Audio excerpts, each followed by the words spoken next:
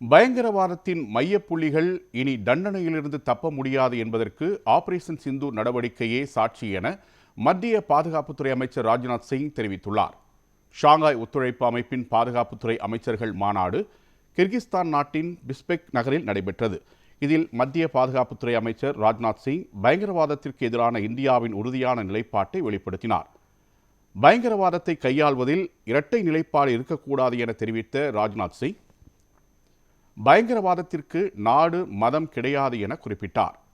எந்த ஒரு குறையையும் பயங்கரவாத செயல்களுக்கு காரணமாக கூற முடியாது என தெரிவித்த அவர், கடந்த ஆண்டு நடைபெற்ற பஹல்காம் தாக்குதல் மனித நேயத்தையே உலுக்கிய நிகழ்வு என கூறினார். பயங்கரவாதத்தின் மையப்புள்ளிகள் இனி தண்டனையிலிருந்து தப்ப முடியாது என்பதற்கு ஆபரேஷன் சிந்தூர் நடவடிக்கையே சாட்சி எனவும் தெரிவித்தார்.